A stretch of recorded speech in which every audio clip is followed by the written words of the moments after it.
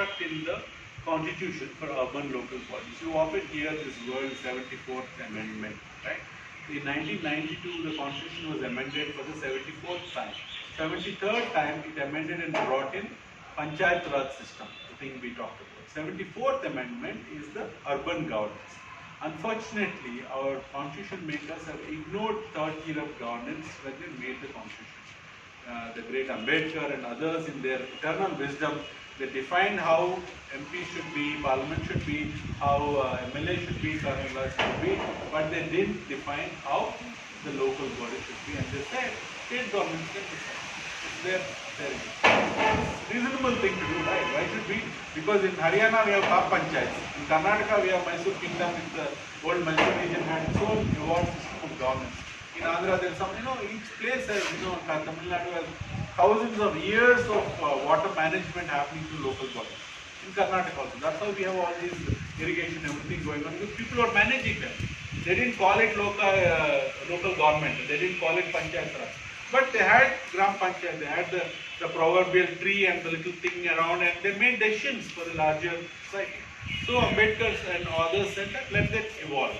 But it never evolved, kind of stuck. So therefore this constitutional amendment came, and the corporation and the mayor, all of these things have come in. And also remember that when they made the constitution, there were no big cities other than Mumbai, Calcutta, and Delhi.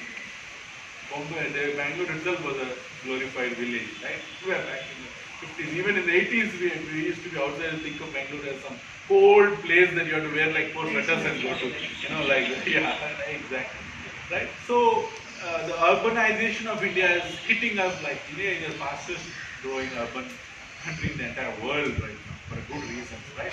Whether it is some of us that came for jobs, or whether it is lakhs of people that come in for construction work or any other number of work every day.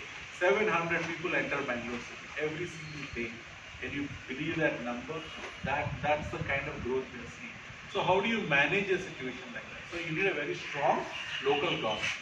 You don't want to be dependent upon the central government or the state government, but local government. But the forces opposing the local government are the same state and central government. They don't want to be, central government has very limited role, if you think about it. They are supposed to protect the borders. They are supposed to go talk to other countries, improve trade policy, do stuff like that. What business do they have to make a church street or any road or anything like that? How many such roads can there be? They'll collapse under their own weight. So that's something called a state list and a center list. Our constitution in article will tell us later. There is a very clear demarcation of what's in the center list, what's in the state list. And then there is the most nonsense piece of our constitution called the concurrent list, which creates as much confusion. Amazing. It likes you, Suresh. Its concurrent list puts things that are in both the lists. Changes colors like education and healthcare, things like that are in concurrent list. Therefore, the midday meal is a government of India program. Anganwadi is a government of India program. And state government is also part of it. So everybody washes their hands, nobody gets it done. That's why the schools and the Anganwadis and public hospitals, the way they are, because there is nobody with a clear ownership and responsibility. In my personal opinion, central government should get the hell out of all these things. Yes, no business. State government should get the hell out of it also and leave most of the things to the local government. But unfortunately, the opposite has been happening. We even have a minister for Bangalore and we have deputy chief minister for Bangalore. This is the most ridiculous. If there is anything more ridiculous than MPLADS, it is the concept of a minister for Bengaluru. Right? What is the minister for Bengaluru? Minister is for the state of Karnataka. He is an MLA. He is not even from Bangalore. Our current great minister for Bengaluru is from Tumkur, or where is he from? Tumkur. Yeah. Koratagere, some conscience is from. So he got elected there. And apparently he is the minister for Bengaluru. And he has more powers than the mayor and commissioner and everybody else together. He is also deputy chief minister. Isn't this a problem in terms of execution? Why is that happening? Because Bangalore governance itself has been messed up so badly. In a city, what you need roads, you need water, you need garbage management, city transport you need, right? You need electric supply, right?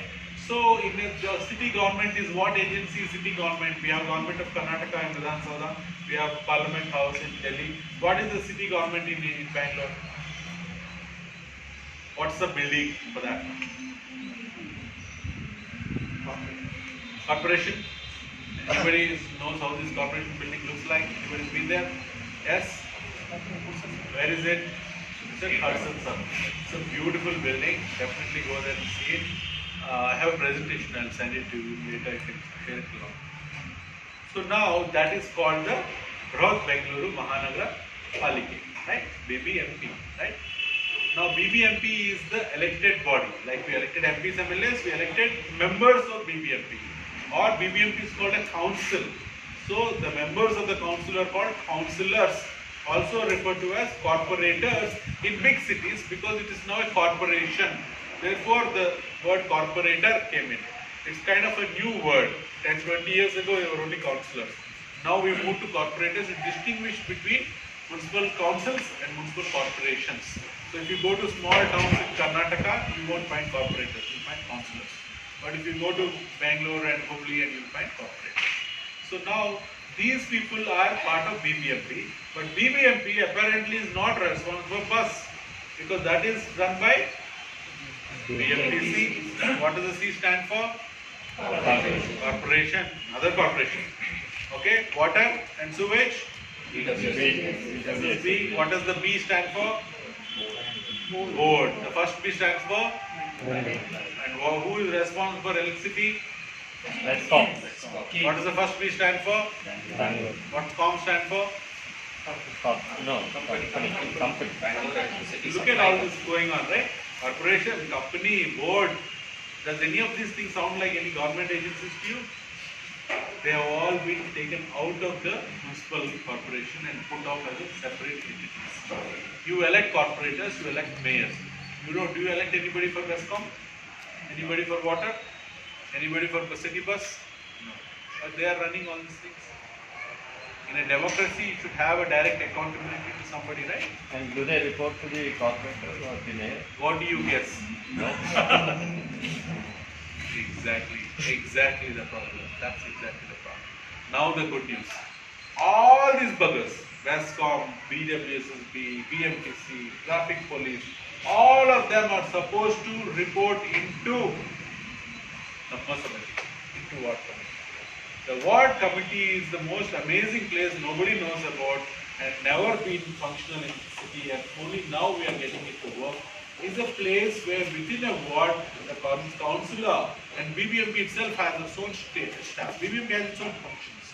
Garbage management, parks, trees, sanitation, bus stops, street lights, all of these are BBMP.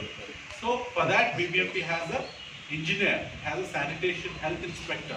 It has chief engineers for, there are 7 chief engineers for lakes, for major roads, minor roads, potholes, this, that. You know, BBMP itself has some, our friend will tell us how many employees. That's 14,000 employees, something like that. And we have 27,000 power karmikas who are, you know, some of them are employees, some of them are not, you know, all that stuff, right? So this is that many people are there. Yet it is not responsible for water and electricity and, all the things that I talked about. So the ward committee is supposed to have the business of all of that. So the ward committee is a forum where the issues of the ward can be discussed, just like this meeting right now. Imagine that this is happening for this ward, and he is the corporator, she is the engineer, he is the BESCOM, he is the BWSP, she is the traffic police. All of you are residents and you can come and resolve your local issues there and plan for next year. This is the even more power of ward committee that people, we haven't even realized yet. Not even today we haven't realized. Right? So this is, the ward committee is supposed to be a group of 10 people who are all from the ward. Okay? And I am so aggressively stamping on this point because the MLA of Basangudi, not in our case, but MLA of any constituency doesn't need to be a resident of the constituency. You live in Electronic City, no? Sarjapur. You can be an MP from Rajasthan. You know that? You can contest for election in Rajasthan, Haryana, Tamil Nadu, Puducherry, Lakshadweep, anywhere. That's the power of our constitution. Any Indian citizen can contest as MP from anywhere in this union, right? You are from You know, Dharwad, you are from Bidar.